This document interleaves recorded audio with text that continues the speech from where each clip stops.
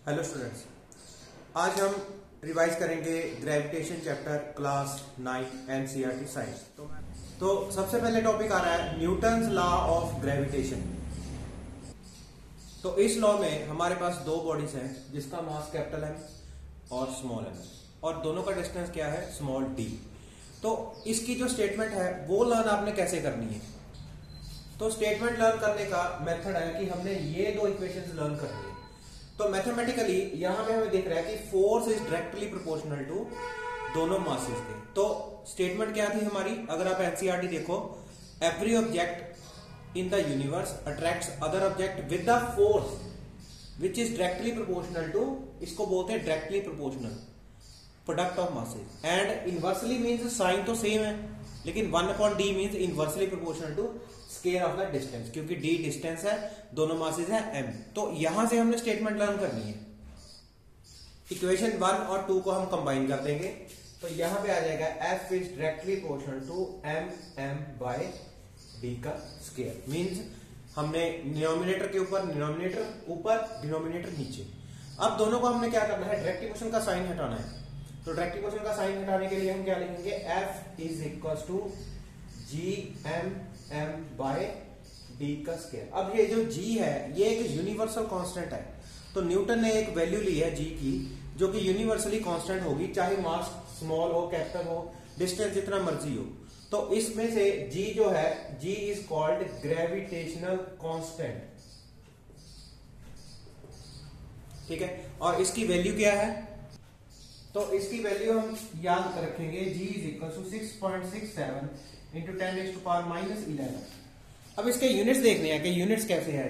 तो यहां से मैं g निकाल लेता हूं बाहर। तो g कितना आ जाएगा, g is equal to f और d cross multiply m by n। तो f इज फोर्स के यूनिट हमने क्या पढ़े हैं, न्यूटन।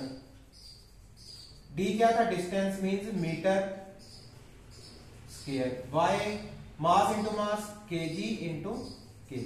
तो यूनिट्स क्या आ गए, न्यूटन मीटर स्क्वायर पर kg स्क्वायर। ओके।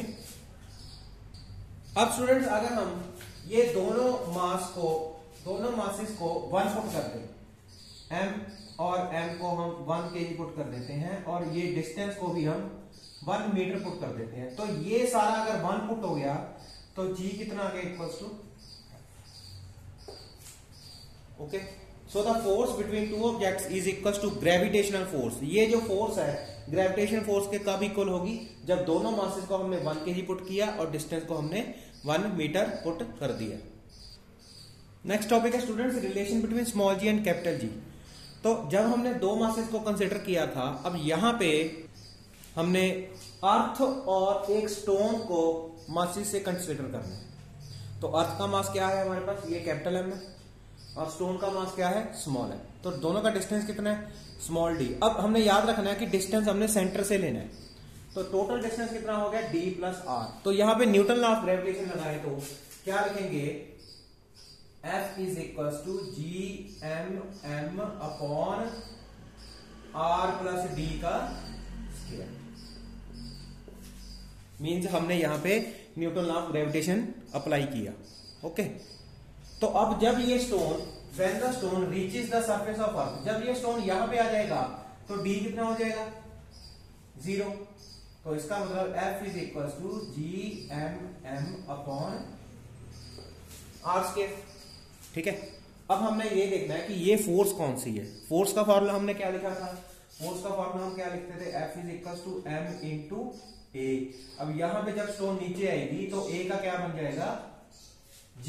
तो मैं यहां पे लिखता हूं M into G is equal to GM by R square. M से M कैंसिल हो गया, तो G is equal to GM by R square. तो ये रिलेशन हो गया हमारा, relation between small g and capital G। तो हमारे पास रिलेशन आ गया G is equal to small g is equal to GM by R square. अब देखो यहां पे ये जो स्मॉल जी और कैपिटल आर है ये इनवर्सली प्रोपोर्शनल शो हो रहे हैं। डायग्राम में दिख रहा है कि हमारी जो अर्थ है वो एक स्फीयर है, तो रेडियस कांस्टेंट होना चाहिए, लेकिन इसके अकॉर्डिंग हमारा रेडियस वेरी करना चाहिए। ठीक है, क्योंकि इन्वर्सली पोर्शन है, जहां पे रेडियस कम होगा वहां पे ये ग्रेविटी ज्यादा हो जाएगी। ठीक है, तो डायग्राम कैसे बनाएंगे, कुछ इस तरह का डायग्राम हमें नजर आना चाहिए, क्योंकि यहां पे रेडियस ऑफ इक्वेटर ज्यादा है और रेडियस ऑफ पोल्स कम है। तो इसका मतलब क्या हुआ कि जहां पे रेडियस कम होगा वहां पे ग्रेविटी ज्यादा होगी। तो मैंने क्या लिखा है, gravity at poles is greater than gravity at equator. इसका मतलब अगर यहां पे ग्रेविटी हम इक्वेटर पे मान लो 9.8 मीटर पर सेकंड स्क्वायर ले लेते हैं, तो यहां पे कितनी होगी 10 मीटर पर सेकंड स्क्वायर। ठीक है, तो ये हमारी variation of gravity on the place like earth पे इक्वेटर और पोल्स पे कैसे है। अगर हम इक्वेटर से पोल्स की तरफ जाएं तो ग्रेविटी इंक्रीज होती है, अगर पोल से इक्वेटर की तरफ आए तो ग्रेविटी क्या होगी, डिक्रीज होगी। नेक्स्ट टॉपिक आता है हमारा स्टूडेंट्स मास एंड वेट। तो मास क्या है, मास का मतलब है जितनी हमारा quantity of matter present in the body है। तो जैसे हमारे पास एक यहां पे मैंने एक डायग्राम में एक कंटेनर बनाया है जिसमें वाटर प्रेजेंट है, तो कितना वाटर प्रेजेंट है वो इसका मास है। तो मास जो है वो एक स्केलर क्वांटिटी है, स्केलर मींस इसकी कोई डायरेक्शन नहीं है।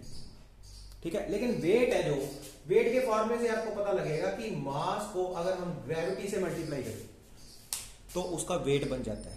कैसे, जो वेट है वो हम एक स्प्रिंग बैलेंस के साथ चेक करते हैं, उसको फिजिकल बैलेंस भी बोलते हैं। इसी तरह से अगर हमारे पास ये एक रबड़ बैंड है तो ये स्प्रिंग का काम करेगा, इसको हम यहां से एक्सटेंड कर देंगे और ये मेरे पास कोई मास है ये। ठीक है, तो अगर मैं इसको यहां पे लगा के इसको पकड़ लूं तो इसकी लेंथ एक्सटेंड हो जाएगी, ये देखो। तो जो अर्थ है वो इसको नीचे को पुल कर रही है, मैं यहां से हाथ रख के इसको अर्थ इसको यहां से ऐसे नीचे पुल कर रही है। तो इसको जो फोर्स पुल कर रही है उसका जो रिजल्ट यहां पे आ रहा है ये वेट है। केजी हमारा ये मास है इनटू ग्रेविटी।